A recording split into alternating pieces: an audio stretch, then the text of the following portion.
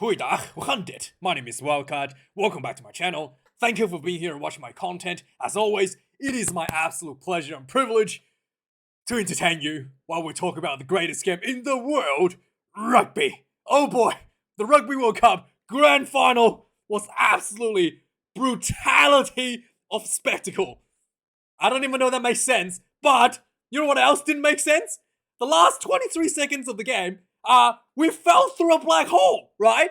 The time stopped. We were stuck with 23 seconds on the clock for an eternity. I grew a beard, and then I shaved, I grew another beard, and the scrum was still going, okay? And then, finally, we were out of the black hole, right? The ball came out, I don't know what happened. Do you know what happened? I don't think anybody knew what happened. The ball came out, somebody got the ball, Faf declared, dropped the ball, maybe not, who knows. There was a maul that was formed, and then Barnsley finally spared everybody with the confusion and blew the whistle for the full time. And for the first time ever in the history of rugby, the Springboks has become the first team to win the Rugby World Cup 4 times. There's only one time with this one. Wait, 4 times, okay? And to be the second team to win the Rugby World Cup back to back. Rassie Erasmus has delivered and delivered big time for the Springboks, because a lot of people criticized the Springboks in 2019 saying they had an easy run. This time, 2023, this is the hardest route to the Rugby World Cup final for any team ever. The pool of death, having Scotland, having the number 1 ranked team in the world, Ireland, having Tonga, all stuck in the same team, in the same pool.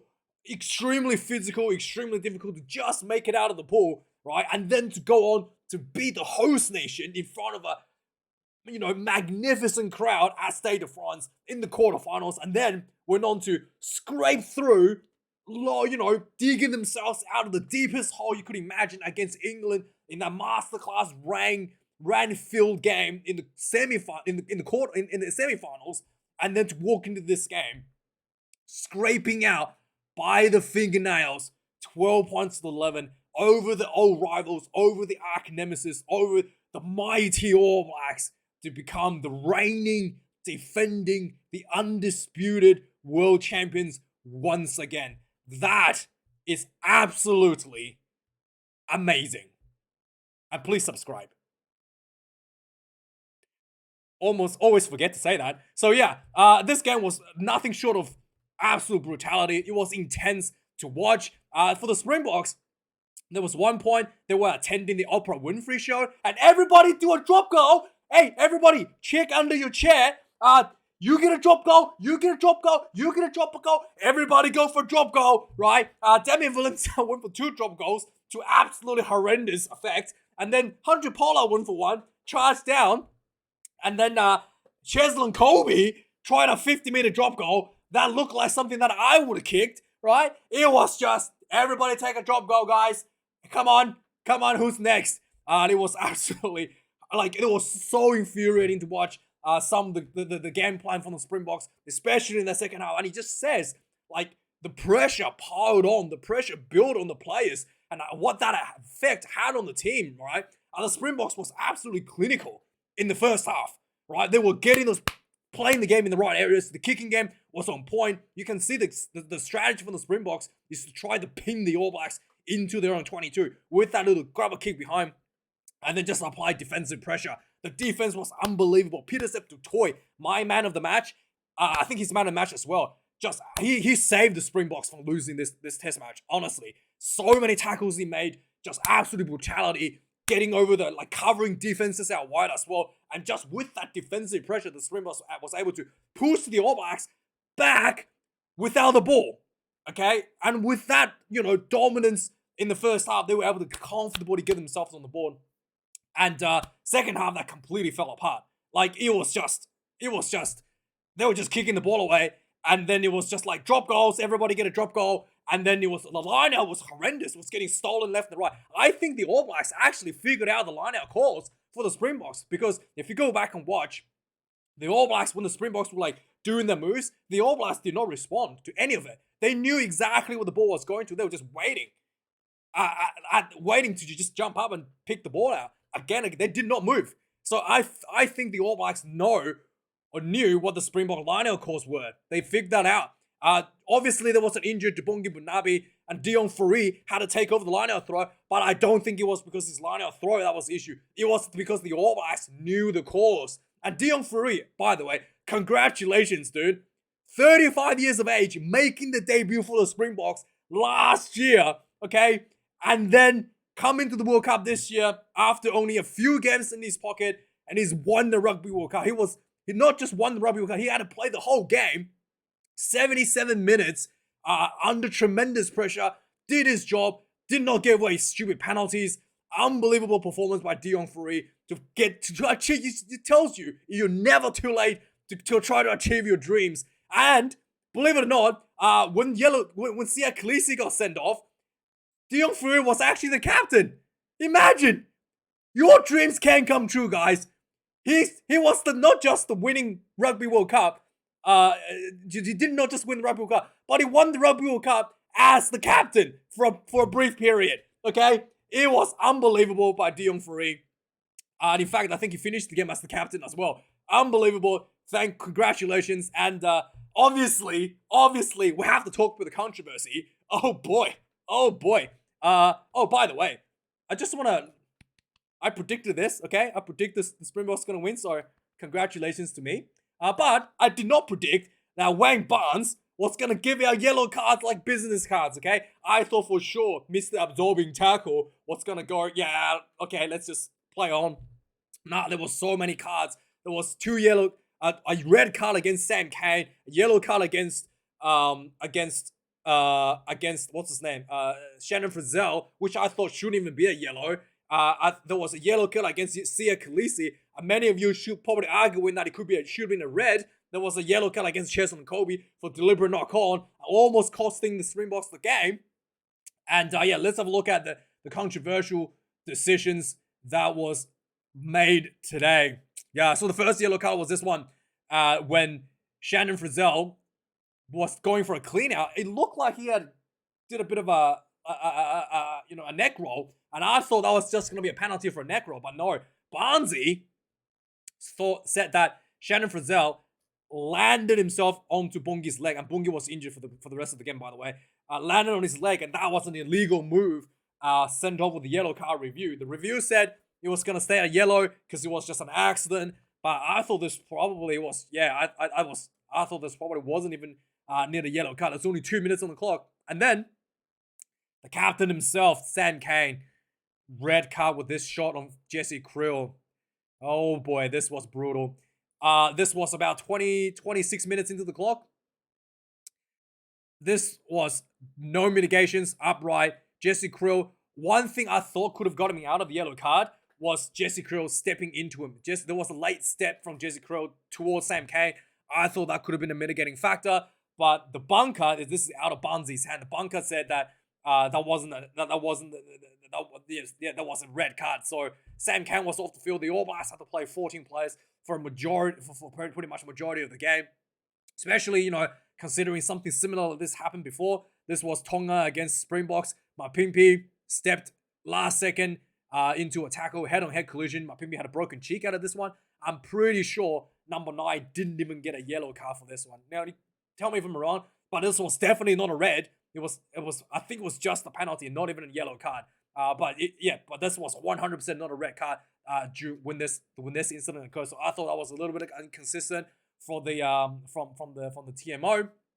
And another thing you can look at is potentially you can argue for the red card case is this one. Ethan de Groot on this guy, the Namibia player, shoulder, but he did have a shoulder tucked. The referee said there was an attempted wrap with his right hand, so technically a legal tackle, but upright, shoulder to the head. And you could argue that the player ducked into him with another player involved in the tackle. But this was a pretty similar body position as to the Sam Cane situation here we're seeing. So yeah, so that's Sam Cane actually made a more attempt of a wrap, and that's a red. So you can potentially say that this was a similar incident, but the most controversial one, I think a lot of Kiwis will be very, very unhappy on the internet today, is this one. Sia Khaleesi head-on-head contact on Adi Savea. Yeah, yellow card, no red. The TMO, the bunker reviewed it, said this was initial contact to the shoulder and then onto the head, which was the case, but still, this was a head-on-head contact. Sia Khaleesi, very similar body position as to Sam Kang here. So, yeah, this will be talked about after match a lot. I think Fozzie's probably going to say something about this. And head-on-head collision, yellow card only. The mitigating factor was, obviously, there's one additional mitigating factor is the fact that there was another player involved in the tackle. So that could have affected the body position for the players that were involved. But yeah, this was a very, very difficult call for anybody to stomach that, especially when Sam Kane had a red card. But yeah, it's a very, very brutal. The outside of that, I thought the All Blacks did really well to manage the scrummaging.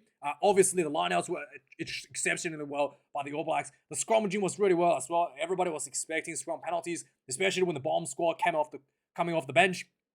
The All Blacks just handled it really well. And in fact, the All Blacks had a scrum turnover in the second half. Lots of pressure. There was a ball accidentally kicked out by the Springboks on their own feed, and the All Blacks got that one. The All Blacks also looked really dangerous when they spread the ball out wide, which is something that I was a little bit disappointed they didn't do more often.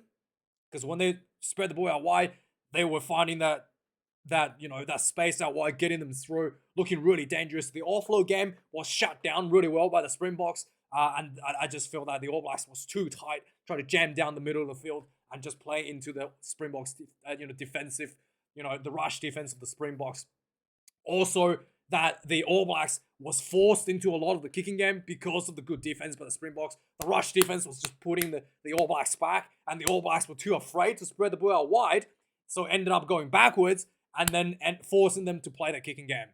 Yeah, again, that's again just the strategy the Springboks delivered. Really, putting the opposition forcing the opposition to play the game that you want them to play, which I do feel that that was something that the Springbok did really well to get themselves there. And also the final thing about the All Blacks is that the what was it? There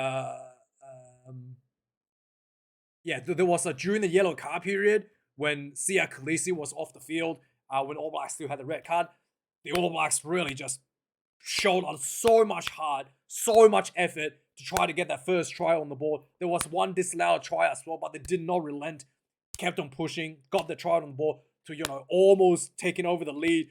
Richie Mo'unga missed the penalty out wide.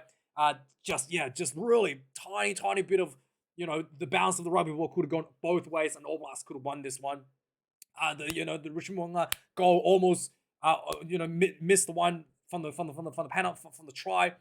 Geordie Barrett, after Cheslin Kobe deliberate knock on, had a chance to kick 3 points from 50 meters out, close to the sideline, missed that one as well. Really just tiny bit of a miss that. Hundred Pollard, first kick to goal, hits the goalpost, ricocheted in. That could have come out and could have been 3 points less of the Springboks there, and it could have been going the other way as well. There was another opportunity where the All Blacks had a little chip behind, and the ball, literally, you had Damien Willemse shoulder to shoulders with Adi Savea, and the ball bounced for Damien Willemse. If it bounced the other way for Adi Savea, would have been a try for the All Blacks there. So just super tight little areas where the ball just didn't go for the All Blacks. And also, finally, the Springboks really the pressure really saw them fall apart a bit in the second half. They were not able to score any points in the second half. And especially when they had the red card advantage, you can just see that the pressure just came off, just completely alleviated, and just a lot of that good work they did in the first half to get themselves ahead just evaporated, and they were just clamoring to hold on to the lead and was able to, just squeeze themselves through for the win. Yeah, so let's have a look at the match stats. One try for the All Blacks, 481 run meters for the All Blacks, and 361. So it tells you the All Blacks, despite having a play in the bin, was able to punch through with a lot of their runs. Was more adventurous in their attacks. Turnovers conceded, 18 turnovers against the All Blacks, something that that's what the bread and butter of the Springboks, forcing those turnovers only 10 turnovers conceded for the Springboks. Tackles, 93 tackles made for the All Blacks, 13 missed tackles, absolute world-class defense. The Springboks, 209 tackles made, 36 missed tackles for themselves. Kicks in play, like I said, the All Blacks probably don't want to be drawn into the kicking game, didn't want to draw into the kicking game, but the Springboks managed really well, forcing them into the kicking game. The Springboks kicking was just, pinning the ball into your 22 again and again and again, forcing you to do those kickouts. But then again, if you're going to do this kicking game, you got to challenge those 22, those lineouts inside the All Blacks 22, right? The Springboks very poor in challenging those lineouts.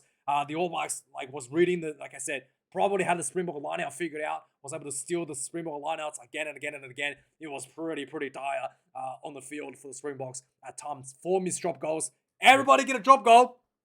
And then we go to the lineouts. Like I said, 2 lineouts lost for the All Blacks. I think there was one that was overthrown, and there was one that was spoiled by Ibn Esbeth.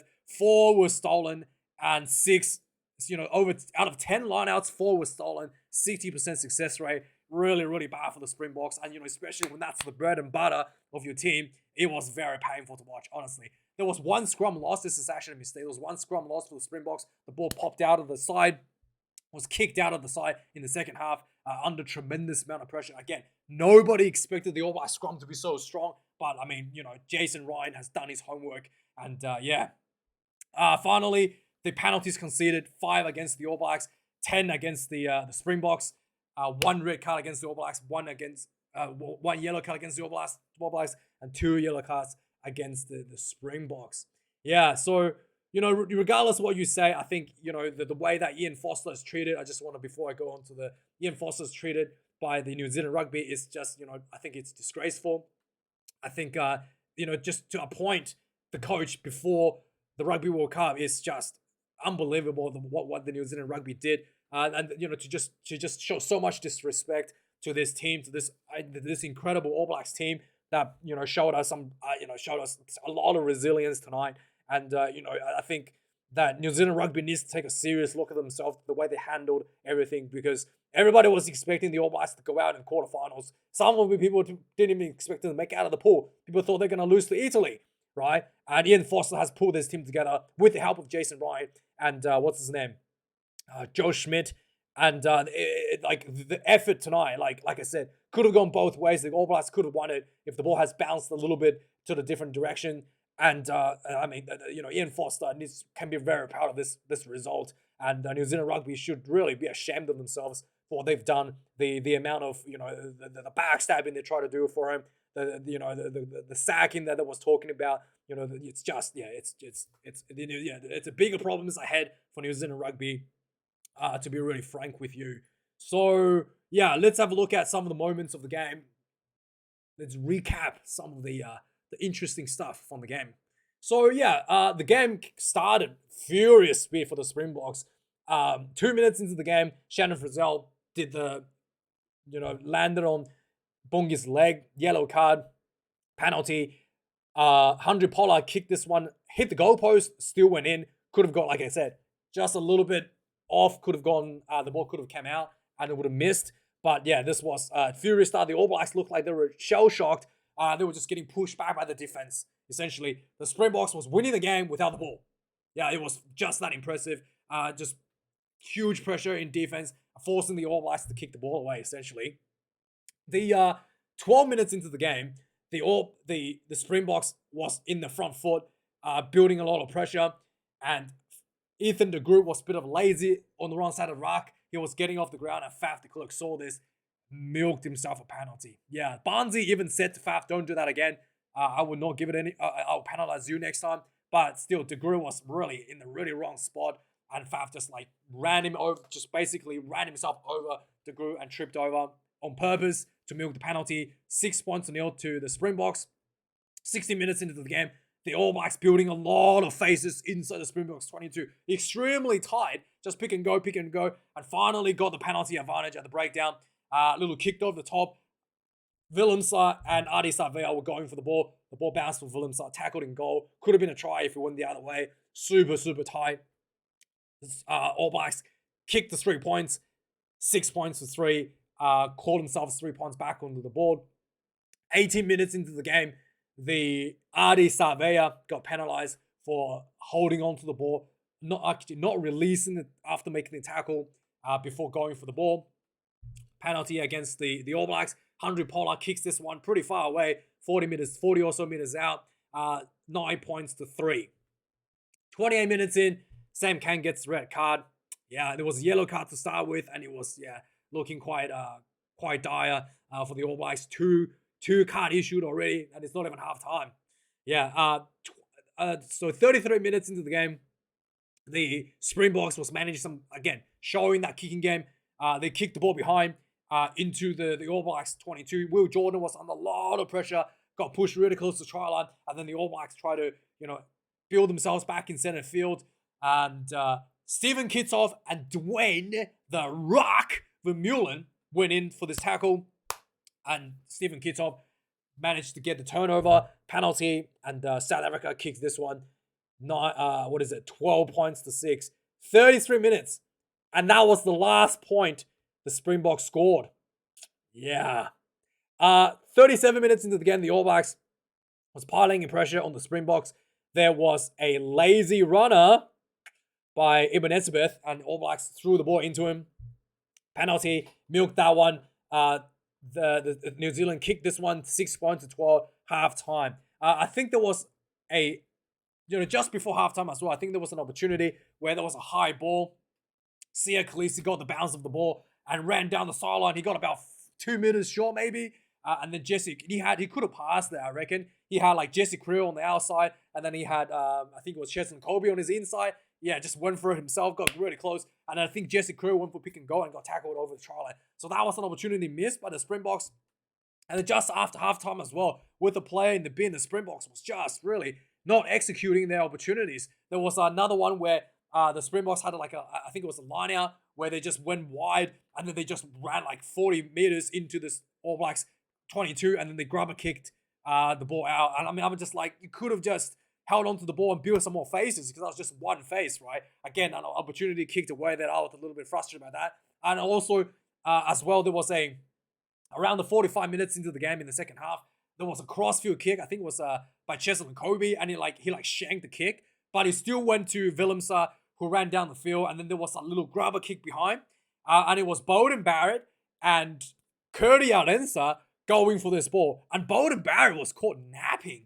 Ardensa just ran around him and scooped out the ball just before the try line, and he jumped over and he looked that he scored, but he had 1 foot just in touch, and he also dropped the ball as he was going over. So yeah, Beauden Barrett got out of jail for that one, because that could have been a try as well. And again, just snoozing caught snoozing there by the All Blacks. And again, another opportunity that didn't quite convert to point for the Springboks, and could have cost them the game there. If it could have been the difference to winning the game. And then on the 45-minute mark, Sia Khaleesi gets sent off for the yellow card, and that's when the Springboks just completely tightened up the game and just wasn't able to. Didn't even look like they were able to master anything for a score after about 45 minutes.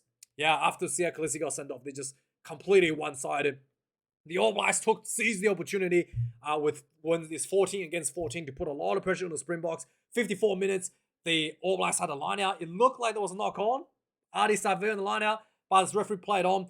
What's his name? Rishi Mwonga did the footwork on Ardensa, juked him, ran down the field, and then there was a bit of a good passing between the All Blacks teammates, and then eventually Aaron Smith looked like he scored, and then they went back, and then there was indeed a knock on. Barnsley, for some reason, didn't see that. And also there was an earlier incident as well when Faf de Klerk clearly knocked on the ball and back to the scrum. Barnsley said, no, gone backwards. I mean, I don't know what's going on with him there, Barnsley. So, yeah, that was a decline try, but the All Blacks did not give up. They went for the line out again, went for the penalty. They built faces inside the Springboks 22, and then they had a penalty advantage. The ball went out. Geordie Barrett ripped the ball over the top, massive over the top long ball, straight into the breadbasket of Mark Talea, and Mark Talea stepped Willemse, then stepped Ardensa, and then shrugged off Jesse Krill. So he beat 3 defenders, 3 missed tackles here, and then he finally got wrapped up by Peter Sepp du Toit, and then he offloads the ball. The ball was offloaded going backwards, but the ball bounced forward after he had gone backwards, so it was completely fine. Bowden Barrett scooped it up, goes in for the first try and only try of the game for the All Blacks. And Richie Mo'unga missed the conversion. Yeah, could have been the winning point conversion there. Very frustrating. So after this was scored, again, the Springboks just completely went into a period of low. The kicking was just uncontested. There was drop goal for everybody. There was just like, there was the line out was getting stolen. The breakdown wasn't clean. The scrum was shaky as well, even with Incha and the bomb squad on the field. The scrum was shaky. There was scrum kicked. One of the balls kicked out of the scrum during this period. It was just absolutely brutal to watch. And then finally, 73 minutes, things only got worse for the Springboks. Was barely hanging on, right? Cheslin and Kobe, gets sent off with a deliberate knock on, and boy, that was bad. There was this Geordie Barrett had an opportunity to take the lead here, almost 50 meters out, close to the sideline. He kicked this one just wide, got the distance, just wide, missed this one. And then after this was kicked, both teams just like Springboks was just managing, absolutely in managing game mode. It was like watching England at this point.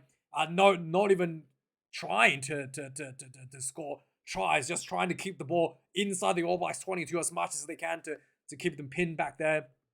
The All Blacks eventually, like there was just inches of fighting very close. Faf de Klerk had a crucial charge down on Finlay Christie's boss kick. 77 minutes just to keep the All Blacks inside the 22 a little bit longer. And then 79 minutes, the All Blacks made a massive effort running the ball into the Springboks 50. It was just looking super dangerous because Geordie Barrett can kick 50 meters, right? And then the All Blacks was just inching past the 50 meters. Finally, the Springboks turned the ball over, right? The ball popped loose out of the ruck. And then Jasper Wiese picked up the ball, threw it backwards, and it went over the head of Jesse Krill, and it went into the Springboks 22. And Jesse Krill had to scramble back to scoop the ball up. And this went just literally, the All Blacks could not get anywhere, any sort of distance going forward. And this had just given the All Blacks like 20 or so free meters. Jesse Krill had no option but to punt the ball down the field under a bit of pressure.